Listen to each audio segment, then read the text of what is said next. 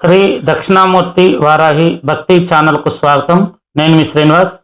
ముఖ్యంగా ఇక గురువు అనుగ్రహం లభించాలంటే మీరు వృద్ధాశ్రమాల్లో అన్నదానం చేయటము, చిన్నపిల్లల అనాథ శరణాలయంలో అన్నదానం చేయటము, చదువుకునే పిల్లలకు బుక్స్, పెన్నులు, బ్యాగ్స్ వంటివి దానం చేయటము, అలాగే పెద్దవాళ్ళకి ఆధ్యాత్మిక గ్రంథాలు దానం చేయటము, లేదా గోశాలకు వెళ్ళి గోవులకు సేవ చేసి శుభ్రం చేయటము, లేదా దేవాలయాలు శుభ్రం చేయటము, ఆ దేవాలయ శివాలయాలకి విరాళం ప్రకటించడము, అలాగే సోమవారము గురువారం రోజున శనగలు ప్రసాదంగా పంచిపెట్టడము, ఒక 48 రోజులు మీరు క్రమం తప్పకుండా శివాలయం సందర్శన చేసి ప్రదక్షిణ చేసి నవగ్రహాలు ప్రదక్షిణ చేసుకొని ఇటువంటి కార్యక్రమాలు చేసుకుంటే ఈ పరాభవనామ సంవత్సరం అంతా కూడాను మీకే విజయం లభిస్తుంది.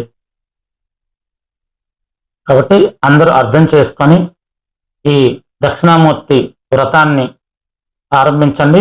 మీకు ఎవరికైనా సందేహాలు ఉంటే నా నెంబర్కి ఫోన్ చేయండి, లేదా వాట్సాప్ చేయండి. నేను మీకు మరిన్ని వివరాలు చెప్తాను. అలాగే వాస్తు 100% వాస్తు మరియు మీ జాతకం పరిశీలన కోసం, వాస్తు సలహాల కోసం నన్ను సంప్రదించండి. మీ ఇంట్లో వాస్తు దోషాలు ఉన్నాయని ఎవరైనా వాస్తు శాస్త్రజ్ఞులు వచ్చి చెప్తే తొందరపడి పగలగొట్టడం, కూలగొట్టడం చేయకుండా నన్ను సంప్రదించండి.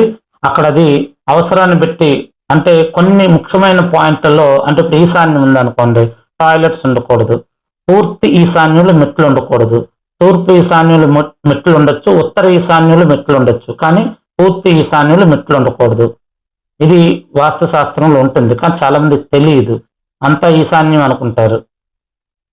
కుడి చేయి వేరు, ఎడం చేయి వేరు అన్నట్టు తూర్పు ఈశాన్యం వేరు, తూర్పు వేరు, పూర్తి ఈశాన్యం వేరు, ఉత్తరం వేరు, ఉత్తర ఈశాన్యం వేరు, అక్కడ పూర్తి ఈశాన్యం వేరు. సో ఈశాన్యంలో ఒకళ్ళు మెట్లున్నా, అంటే డిగ్రీల ప్రకారంగా తిరుగుతూ ఉంటుంది. మనం కంపాస్ పెట్టి చూసినప్పుడు డిగ్రీలు తిరిగినప్పుడు దిక్కులు కాస్త విదిక్కులు అయిపోయి టాయిలెట్స్ లాంటివి, అలాగే సెప్టిక్ ట్యాంకులు వంటివి, అలాగే మెట్లు వంటివి, ఇవన్నీ కూడా మనకి ఒక నెగిటివ్ ఎనర్జీ ఇచ్చేటువంటి పాయింట్స్. దీన్నంతా మనం ఒక శాస్త్రం ప్రకారంగా దీన్ని వాస్తు పురుష మండలి పదాన్ని అనుసరించి ఒక ఆయాది గణితం ఉంటుంది. అది మైమతం, అంటే స్థాపత్య వేదం లెక్క ప్రకారం గణితం ఉంటుంది. అలాగే తెలుగు రాష్ట్రాల్లో ఎక్కువగా ఉండేటువంటి విశ్వకర్మ వాస్తు శాస్త్రాన్ని అనుసరించి కూడా ఒక గణితం ఉంటుంది.